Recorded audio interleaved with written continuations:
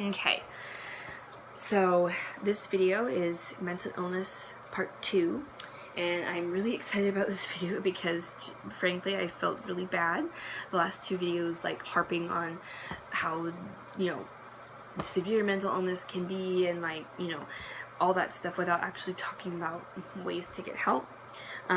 So this is what we're going to talk about in this video. I've had a lot of people message me and be like, is there an option to get help other than the ER? And the answer is yes, there are many different options, and that's what we're going to go over today.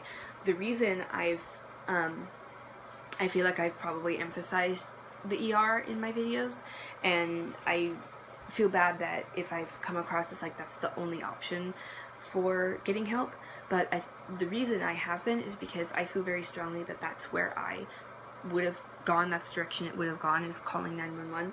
The reality is that 911 and the ER, those are life-threatening emergencies, right?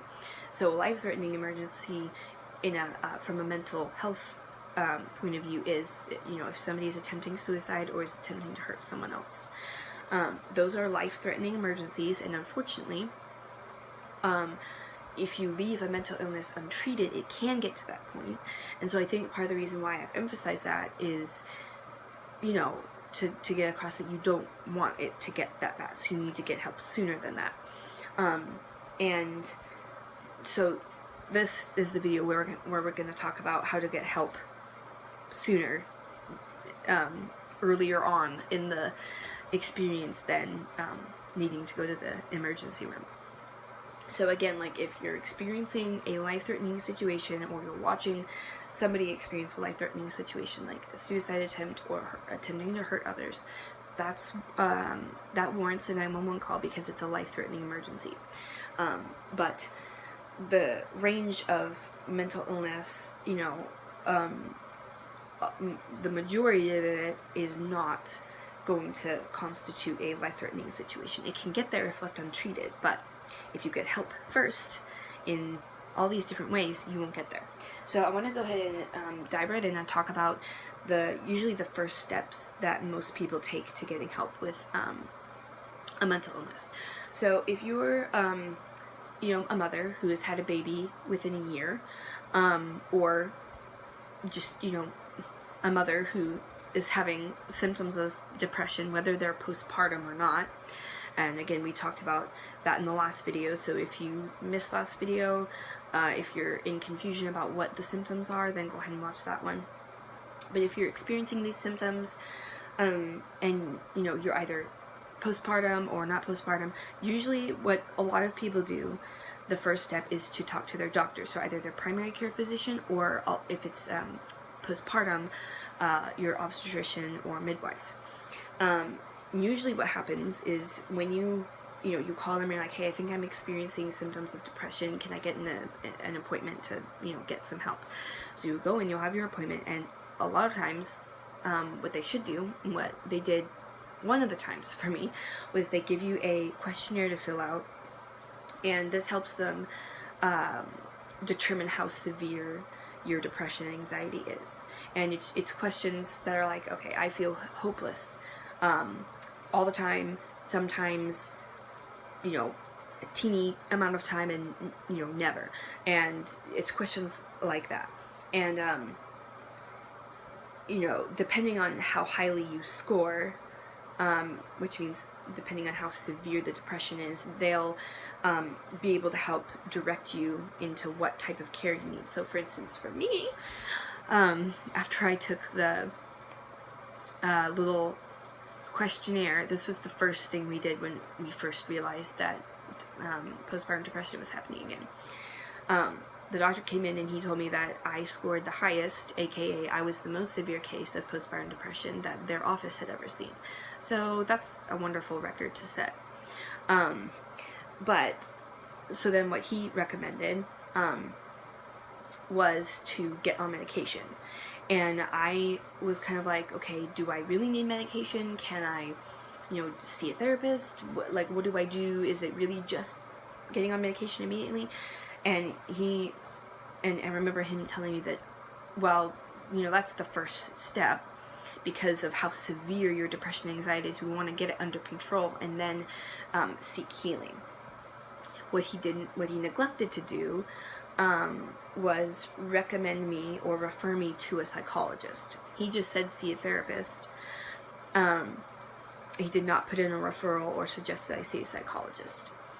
And if anybody has that experience, if your doctor wants to put you on medication but does not recommend seeing a therapist or psychologist, I want you to know that that is the best combination for mental illness, especially severe mental illness. We're going to talk about medication a little bit later in the video, but that's a really, really powerful combination, is seeing a therapist and seeing a psychologist who can manage your medication. So he didn't recommend me to see a psychologist, and the reason why, if you're going to go the medication route, the reason why I think that's really important is due to my experience and due to a lot of other people's experiences. My experience is that I've always been underdosed, and it's never been managed. It's always been one dose, and bye, have fun, hope it works out for you, with no kind of follow-up as to like, okay, how are you doing? Usually I've only been told like, okay, if you're still having problems in a month, come and call us again and we'll like just dose you up. What a psychologist can do, and a lot of times depending on your insurance, you need a referral to see one. So if they don't offer, if you see a primary care physician or your maternal care physician, if they don't refer you to a psychologist and you need a referral, speak up, be your own advocate and ask for a referral for a psychologist if they think that you need to be put on medication. So I've always been underdosed, and it wasn't until I had my hospital visit, my inpatient care, that they found me a psychologist. And and in the hospital, in the inpatient care unit, they had a in-house psychologist who was amazing. He listened to my problems. I felt like he really understood what my diagnosis was and what was going on. And he was able to immediately get me on to say, okay, that's not enough, and it's probably the wrong medication. Let's get you on a new medication. We'll start small and then plan on dosing up, and then we might add this one in, and we'll figure out the right amounts of each. And within like 3 days, I think, I felt like a completely new person. Like I felt like I had come out of the fog. My eyes were open for the first time. I felt like I wasn't trapped in my own crazy body. I felt like I was starting to like be more in control of my emotions, or at least be able to not be like always run away with the things that I was feeling. It was pretty amazing. I hadn't had that experience before with the other 2 times that my obstetricians have put me on medication. So if that's the route that they think you need to go, or that's the route that you want, I really, really highly recommend seeing a psychologist. I see mine once a month. And so it's not just a one-time, here's your dose, bye. If you see a professional in this field, they'll keep up with you as needed. Some people that might be every week, every 2 weeks. For me, I'm finally at every month or every 2 months. So and each time he's adjusted my dosage slightly. So it's, I've had just a really good experience with that. And we're going to talk about medication in a minute, but that's just kind of the short version of my experience with that. Again, if medication is the way that your doctor thinks you should go, or the way you want, see a psychologist. It's really, I feel like it's really, really important that you see one if you're going to go the medication route. So the other side to that power duo coin is a therapist. Now, when I was growing up, I feel like there was a really big stigma around seeing a therapist. A lot of times, especially if it was like, God forbid, marriage counseling, that must mean that like you must be on the edge of divorce, you're a terrible wife, you're a terrible husband, and you have all these crazy problems that I think a lot of people think of therapy as like maybe a last resort, or if you're a good Christian, you don't need therapy, is kind of the vibe I get and I got. And for me, the idea of seeing a therapist was extremely humbling, scary, and I was really concerned about the stigma if people knew that I was seeing therapy. But having been in therapy for over 2 years now, it's not the crazy crisis, shameful thing that I thought it was. It's truly amazing. I started out seeing my therapist, that I still see, just myself, after my first bout of postpartum depression. And just after the experience and realizing, like, oh wow, this is incredibly helpful. I wish I had seen her sooner. My husband saw her individually, and then we saw her together for marriage counseling, and then we're doing the same thing this go around. So it's just been, it's been an amazing experience. And over the course of this, I've realized that, okay, therapy is not just for people or marriages, couples, individuals in crazy, exaggerated crisis. My therapist put it this way. She does 2 types of therapy. The one is for people like me who have been diagnosed with a, some kind of mental illness and, need help in managing it. The other type of depression, or the other type of counseling and therapy that she does, is it's just kind of like normal life therapy. Like, life is hard, period. If you're a human, you feel. You can't avoid feeling if you're a human. And if you're a human, you struggle. Life is hard. And you can't deny that part of being a human.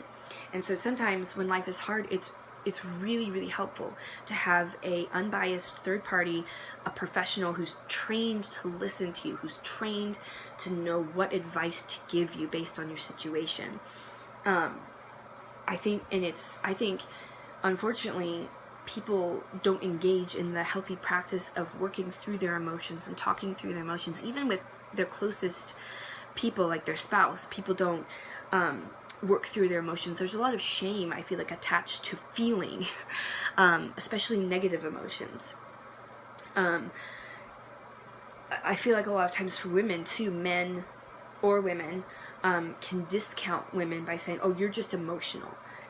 And that means, you're in a compromised situation because you're feeling something, and that means I don't have to take you seriously.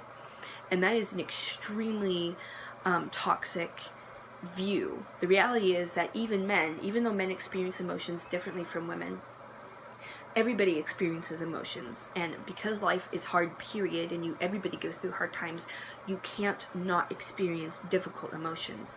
You're not Superman, you're not Superwoman. Sometimes you don't know how to handle those or how to work through. And even for just normal life stressors, you shouldn't feel that in order to get help working through just really tough life situations, you shouldn't feel that you have to be as extreme as having like a marriage crisis or an emotional crisis. You can just be having a hard time and be like, hey, I need some time dedicated to working through my emotions so I can get to a place where, I am healthy and stable. I believe that everybody in various points of their life will benefit from therapy, and I feel very strongly that, we're not supposed to fight this battle that is life alone. I think it's, if you ignore the resources that God has given you, you're setting yourself up for just all types of problems, and you're making life really hard on you when it doesn't need to be that hard. It doesn't need to be that hard. If you're having trouble communicating with your spouse, and okay, you're not on the brink of divorce, but it's frustrating and you can't figure it out, or if you feel that there's just, something that you can't figure it out on your own, and you're just maybe like waiting, or you've given up, that is a perfect opportunity to see a therapist. Not because you're a horrible wife, or you have a horrible marriage, or you're a horrible husband, or whatever. It's just that life is hard. Relationships are hard, and we can't do it all by ourselves, and it's okay to ask for help.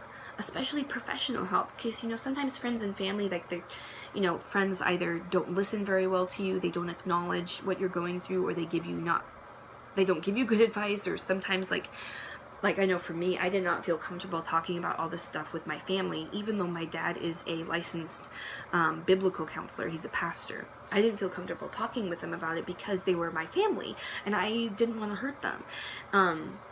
You know, and so a therapist is an excellent, amazing way to be able to deal with your emotions in a healthy way. And I really can't recommend them enough.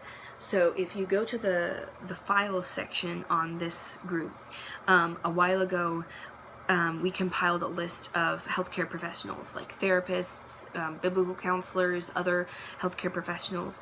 So if you're, that's a place to start if you're wanting to find a therapist, if you think that that's a good place to start. And I will say too, if you don't want to talk to your doctor, or you feel like your doctor won't listen to you, or you're scared they're going to ask you to ask that you be put on medication right away, just seeing a therapist to start is a really, really great start, because they're professionals, and they care, and they're more than about just the quick fix, if that's a concern of yours with a physician. You know, they can evaluate you from a caring, emotional, intelligence standpoint and say, yeah, I think this is a crisis, you know, let's find you a psychologist. Or they may be like, you know, or, you know, like, depending on the severity, they may be able to, you know, therapy might be the only kind of help that you need for it. It just depends.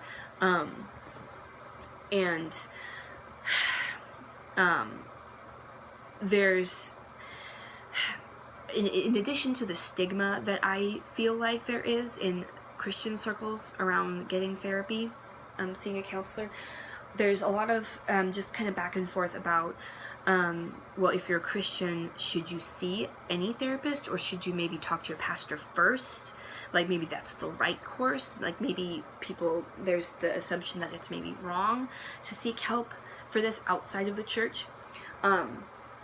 My personal opinion and my experience is that, you know, the last video I'm going to do is I'm going to talk about my spiritual experience with mental health and what my opinions are about that. So we're going to talk about that in a later video. But personally, you know, obviously there's a spiritual aspect to every part of our lives and every struggle. And I think everybody can and should benefit from a third party communicating what God's word has to say about your situation. However, what I really want to be made clear is that not every pastor is trained as a counselor or a therapist. For instance, my dad is. He's a licensed biblical counselor, so he's not a therapist. So he's not a licensed professional therapist, but he's a licensed biblical counselor. So he is licensed, a professional, to counsel people from a biblical perspective. A lot of pastors aren't. And while they can definitely offer insight, support, and spiritual guidance for this difficult part of your life, they're not professional healthcare workers. And for instance, I had a really, really great experience with the pastor that we were going to church up in Newport News when this first started happening with my first son. So we didn't know what to do. So we called him and be like, hey, we're experiencing this. I'm not really sure where to go, but maybe you can come over, and I don't even know what. So he came over, and he was extremely kind, very supportive. And we explained what was happening, and he very quickly said, okay, it sounds like what you're experiencing is more than I know how to deal with. It sounds like you probably need to seek medical help. But I can pray for you. I have some Bible verses, we'll support you in any way. But this is beyond what I know. And, he was not a licensed counselor or a licensed therapist. And what I really appreciate about that experience was that he wasn't like, well, I'm not professional, but, don't see a medical professional, don't seek help, I can do it myself. All you need is just to pray more, you know, and meet with me and I will take care of this. You know, he recognized that this was a legitimate medical concern, a legitimate situation that he was not trained for. I appreciate that so much, so much. And so again, if you're a Christian and you are wondering like, okay, like where do I start? Definitely see a pastor. I think that's you know, it's an amazing, you know, and invaluable to have that spiritual, that biblical input. But I'm going to talk about this as we start talking about specifically about medication. Too, but you know, depression and anxiety, it's not purely a spiritual phenomenon. It's not purely a spiritual struggle, and it's a physiological struggle. And I personally believe that if your pastor isn't a licensed counselor, you really should see a professional. There are tons of Christian and biblical counselors and therapists out there that are at your disposal to use. And I would strongly recommend, like, if you know your pastor isn't a licensed therapist or counselor, I would definitely make an appointment with a professional. I kind of feel like any therapy is better than no therapy. So even if all you can find is, you know, they might not be a Christian therapist, but it's a place to start. You can also meet with your pastor separately, but I would not, if your pastor is not a licensed biblical counselor or a licensed professional therapist, I would not put the full weight of healing from a mental illness on that. I would definitely see a professional as well. There's been some not very great experiences that I've seen when people have been told by their pastor, well, you know, I'm not a licensed counselor, but, you know, you should only come see me. And I've seen a lot of really painful things come out of that. So I just want to emphasize that while seeing a pastor is a really, really great thing, and I do recommend it for everybody, if he's not a professional in that field, in mental health care, then I would really highly recommend also seeing a professional, licensed professional therapist or a licensed biblical counselor. So let's talk about medication. So this is a rather heated topic in my experience.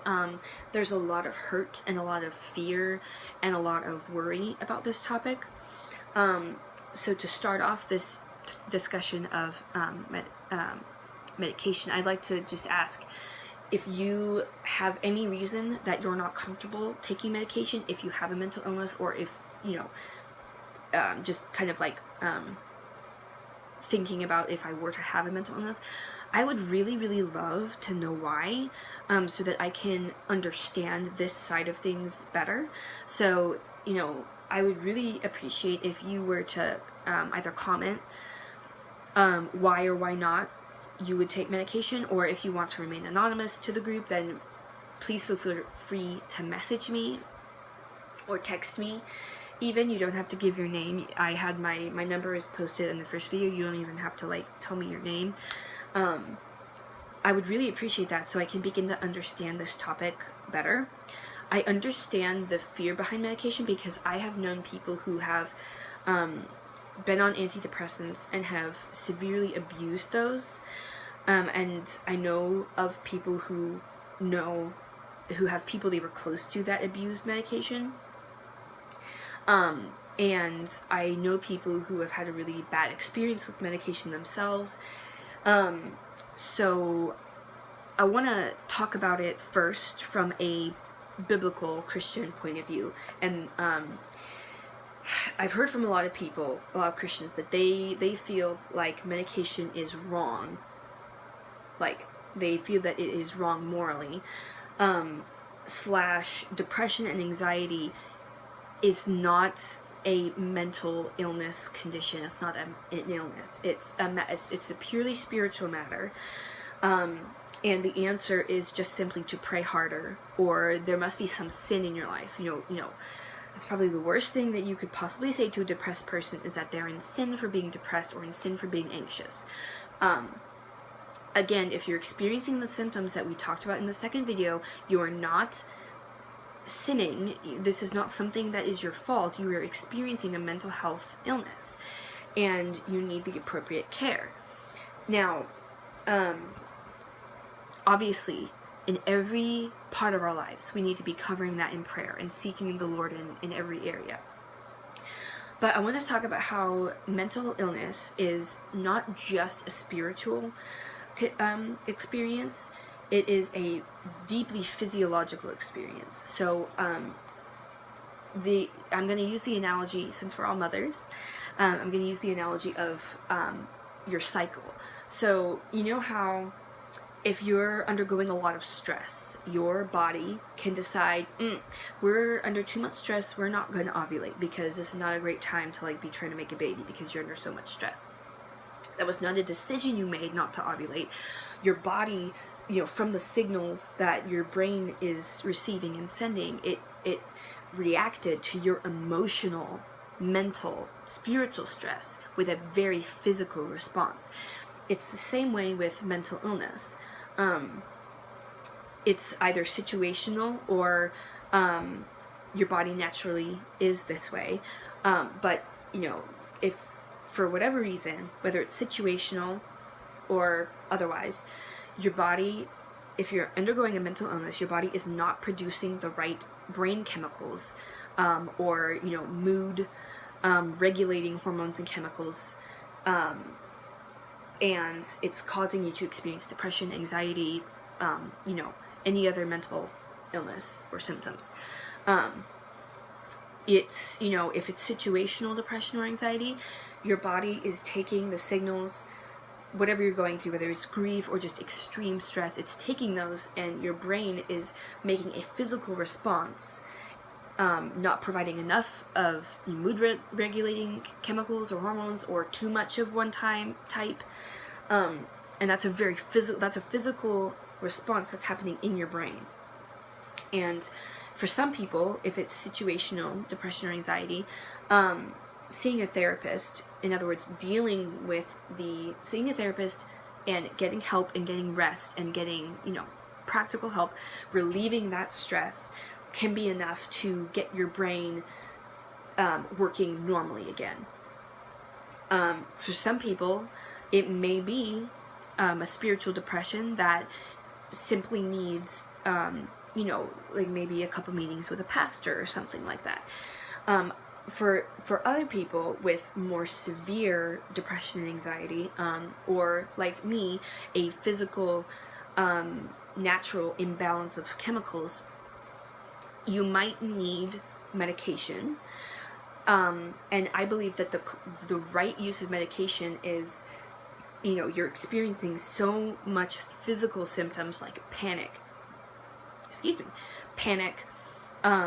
just so severe, your depression and anxiety is so severe that you can't focus or get past it enough to talk to a therapist, talk to a pastor, and deal with the emotions. Like everything that's happening to you physically is just completely obliterating your ability to do that. So I think where medication comes in is it calms down what's happening in your physical body so that then you can focus on the real healing, which is therapy, spiritual guidance, that type of thing. A lot of people, unfortunately, view medication as like the fix, the cure. And the problem with that is that it's not. I believe medication is a tool that God has given us to help us to get to healing and be able to come to a place of healing, emotionally, spiritually, mentally, etc.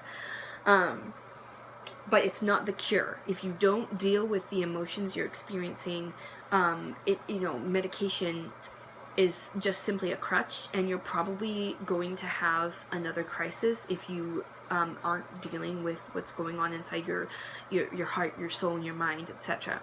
The opposite, is true too. If you are ignoring the fact that your body is experiencing something physically and it needs physical help, you probably will not have that emotional breakthrough and healing that you need if you're refusing to give your body the physical help that it needs.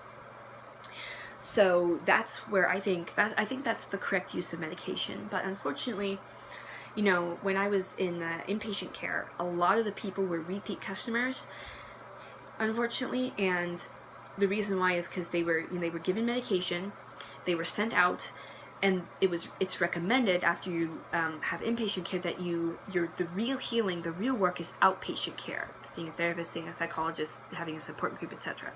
And most people don't.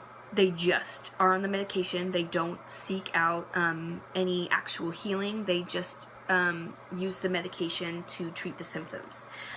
And that ends them up back in the emergency room. It, you know, unfortunately, a lot of times it ends up in suicide or, you know, severe self-harm.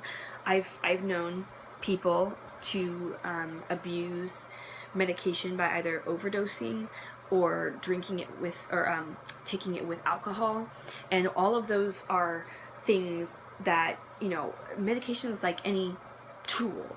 You know, it can be used for great good, and it can be used for great harm. So, but I want you to realize, like, if you've known somebody who you know, struggled with medication, and or if you've heard of or experienced any kind of tragedy with that, I want you to know that, you know, medication doesn't have to, being on medication for a mental illness doesn't have to be that way. You know, you have to have the support around you, friends, family, loved ones, who can keep you accountable if medication is something that you need. You need the outpatient care, the therapist, the psychologist, who can help keep you accountable and also reach the root issue of it, so you're not just treating the symptom. And then ideally, especially for situational depression or anxiety or other mental illness, you are on medication long enough to be able to get you the help, the real healing that you need, you know, healing from the root of the problem, and then you'd be off of it. For people like me, who, short of a miracle of God, will probably need to be on medication their whole lives, because it's just the way I was born physically. My brain just doesn't produce the right chemicals or hormones or something, and it needs the medication to act normally and to function normally. For those people, you know, don't be afraid that, you know, your only hope is medication, because the medication, unfortunately, can get you to a place where you can experience real healing. You may always need medication for the physical side of it, but you can and should seek emotional, spiritual, mental healing by seeing a therapist or a pastor, depending on the severity. So that's what my opinions are and my experiences are about medication. And like I said, I would really like to know what you think and what your experiences have been, so I can better understand this issue. So another thing I want to talk about is, let's say that you feel as though that you don't have the time to make an appointment with a therapist. In other words, like, you are in a crisis and you feel very strongly, or your loved one feels strongly, that if you wait till, you know, the next week when you make your first therapy appointment or whatever, that you're not gonna make it, or that you need help sooner, more immediately. I've done some research, and I'm gonna have links to all of this information in the comments. A really good place to start is a website called Postpartum Support International, and this is international. And basically it's a group of women helping women. The website has a ton of resources. Our experience is that it'll have information there to contact representatives and volunteers of Postpartum Support International. And our experience was, it was a doula in our area that Sam contacted. They have a section in there to find local help, and we contacted a representative of, you know, Postpartum Support International, and she was a doula, and she was in contact with my husband for several weeks, and had great advice and support and resources for him. And then when it got to the crisis point, she came and helped us and evaluated me in a very kind and motherly, you know, she's a doula, so she knows. And she was able to help us get help, if that makes sense. She was amazing, she was supportive, she was kind, she was understanding, she knew what to do when we didn't, and she was calm when we were overwhelmed. So, if that's something you feel like you need or want, you want somebody to come to you and somebody who understands and cares, I really highly recommend finding where they are locally. And you can do that on the website. It's pretty easy to find. They also have, if you click on the find local help or local support, they have therapists, psychologists, all the other mental health care professionals that you would need or want. So if you're looking for a therapist and you don't know where to start, there's a good place to start. They will have a list of all the local resources. Another website that I found is called mentalhealthportland.org. So this is specifically to the Portland area. And if you go on their website, again, similar to Postpartum Support International, they have a ton of information. They have a hotline. It's called Clackamas County Crisis Line. They have one for each county, this website. And it's a 24-hour crisis line for mental health crises. And these are not policemen or 911 people. These are trained healthcare professionals. So, you know, before you go to the ER, before you call 911, if you're experiencing a crisis where you need help immediately, call this number first, because like I said, these are trained healthcare professionals and they care and they know what to do in this field. They will direct you to maybe a crisis assessment and treatment center. They'll assess you there and help you know where to go and where to get help. They're not the ER, you know, they're not the police, they're not. So if you're really concerned about that side of things, this is a really, really good option. We had something similar. My doula called something called Integrated Family Services, and it's more specific to this area. That's why I did research about what was in the Portland area, but Integrated Family Services was basically a crisis care company, and they came over and evaluated me and decided, you know, they're professionals. Again, my doula is not a professional, she's a volunteer. So Integrated Family Services was a professional, and they come from a very caring aspect, and they decided, you know, for me that it was severe enough that I did need the ER, but they went with me. They told the nurses what the nurses needed to know so that I would get the right care. So I really highly recommend. It seems like, from my research, it seems like that version of it is the Clackamas County Crisis Line. They'll put you in contact with something similar to Integrated Family Services, which is kind of like a go-between, I guess. They may send you to the ER, and by sent, I mean they will communicate to you that you should. Very, very rarely do people get sent to the ER involuntarily. Any care that you receive, if you go through this, is going to be voluntary. It's, you know, it's going to be your decision. It's going to be, you know, you're going to be willing. No one's going to force you to do anything, and no one's going to force you to do anything at the ER either. But you know, these are trained healthcare professionals who know exactly what to do with a mental health crisis. So I'm gonna post the links to both of these and post the number. If you're in a place where you feel like you can't wait to see a therapist or your primary or a psychologist, then I really highly recommend calling this crisis hotline or getting in contact with a professional via these websites. And so I want to talk again, you know, I've talked about like using the resources available to you. Again, like, we're not meant to fight this battle alone. For a lot of times for people, you know, therapy, medication, a psychologist, a doctor, like, you know, those are really good resources. But I feel like we should also take advantage of the resources around us, you know, family and friends, you know, friends who would be more than willing to watch your kids for you.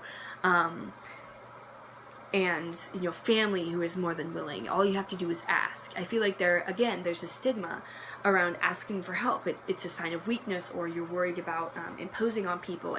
But this is the point of having the church. This is the whole point. You know, this is being the hands and feet of Christ, is giving and receiving help to each other. This is what community and a church community is and should be all about.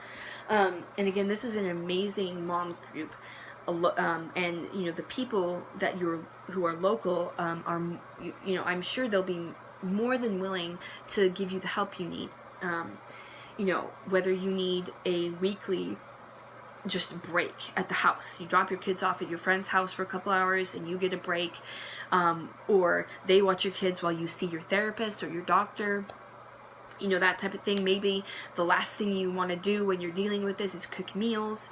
You know, people can organize a meal train to help you. There's no shame in that. This is what community is for. So I really, really highly recommend that, you know, we use the resources available to us, you know, especially our friends and family and people who care about us. Don't be afraid to ask for help. Personally, just from my experience, it is helpful if you're willing to help somebody and you know that they're struggling. It's really helpful to say, hey, when can I come over and, you know, clean your house for you? When can I come over and watch your kids? When, you know, what kind of meals do you like? Because I want to bring you meals. Volunteering, because at least for me, with my personality, I'm always scared to impose on people. And so having people volunteer help, and all you have to say is like, oh, this day, and you know for sure that they're willing and you're not imposing on them, that's really helpful. So if you're willing to help, I suggest, you know, communicating that to them, and not just saying, if you want help, let me know, but saying, I can bring meals this day, what type of meals do you like? You know, offer immediate practical help. So the last thing I want to talk about, and this video is really long and I apologize for that, but hopefully there's a lot of information that can be really helpful to people. I want to talk a little bit about my experience in the hospital. I didn't go into a ton of detail, but I want to now, because I think it might be helpful for people to understand what exactly it means to be hospitalized for a mental health crisis. My hope and prayer for this video is that you have the resources now to get help before it gets to this point where you might need the hospital, because to be completely honest with you, it was scary, and I think it was traumatic in some ways. I don't think I have fully yet dealt with it. It was the best thing I could have done in my situation, and I'm very thankful that it happened, but it was hard. It was the hardest thing I've had to do, and the hardest thing I've had to go through in my life. Now, every place is different, but my experience was that when I went to the ER, I was there for 24 hours, and I was put in the psych ward, which means there were people moaning and screaming and crying and wandering up and down the halls, and you know, when you're in the psych ward, you can't have a closed door, so you're just like open, or if you have a door, it's glass, so you can see everything that's happening. There's no privacy. You know, it's a temporary situation, so the nurses there are not necessarily trained professionally for specifically mental health crises, and it's, you know, it was the worst 24 hours of my life. And finally, a social worker came and evaluated me and said, yes, you need inpatient care, which means, you know, when people joke about the loony bin, are like, oh my gosh, you know, it's a real thing that happens to people. And so I went to a psych ward, essentially, a mental health care ward in a hospital, and I was there for a week. And it I have lots of thoughts about the mental health care system in America. I can't necessarily say that I had a great experience staying at the hospital. Basically what it was, you get there, there's an in-house psychologist, and the psychologist was amazing. Like, he was great. He was the best part of the whole thing, because he actually cared and helped and listened. But there were 2 hallways with rooms on either side, and you had to have a roommate, which was pretty terrifying, because, you know, there was a variety of mental health needs, and some of them were a little bit more intense than others. And while this particular hospital did not take violent patients, some of the patients were questionable in my book, and so it was nerve-wracking. You can't have anything remotely sharp, so like when you get there, they confiscate your shoes, any clothes that have string. You don't shave, you can't have your own shampoo, everything that you have is theirs. They have you wear scrubs if your clothes are not appropriate, and you know, there's no lock on the bathroom, there's no lock on your door, there's windows, you're being, you know, they have cameras in the room, so you're being viewed at all times. And this particular hospital, it was just kind of a rec room, and that was it. Like, we were not allowed access to the outdoors, to outside. It was just the TV, and they had some games, but that was pretty much it. They didn't have, like, I expected there to be a therapist there who would help you work through your feelings and stuff, but they didn't.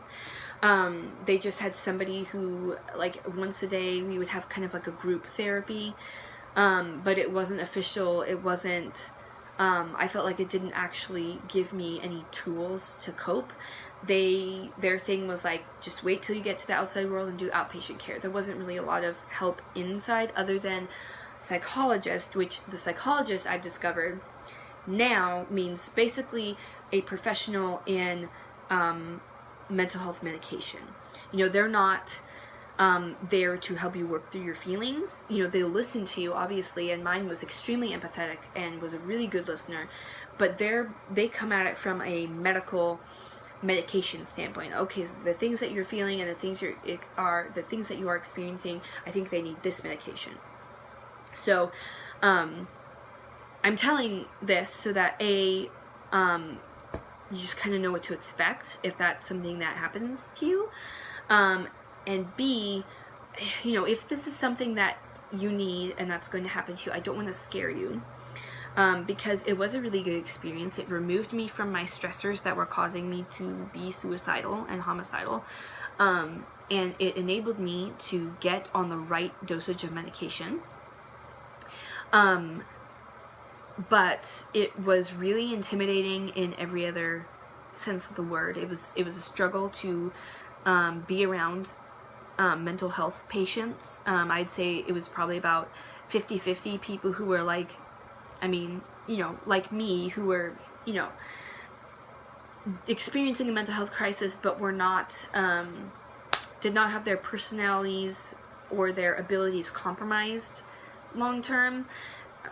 I'm trying to make this super, you know, like, okay to say, but it was scary when some of the other people, you know, would have little fits and moments. So part of why I'm, you know, telling you about my experience is so that, you know, you get help before it gets to the point where you need that type of care. So this video was extremely long. I might have to divide it up into 2 videos, but I'll post them together. Again, if you have any questions, please feel free to message me. I'm going to link the 2 websites I mentioned with the phone number. Again, I'd like to have, you know, again, if you feel comfortable messaging me or commenting about your experience or your opinions on medication. I would love to know, so I can better understand where everyone's coming from.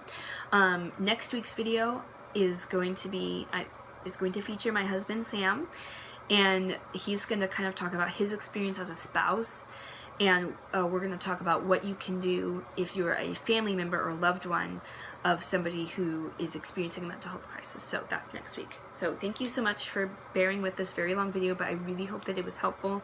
Again, if you have questions, let me know. Okay, bye.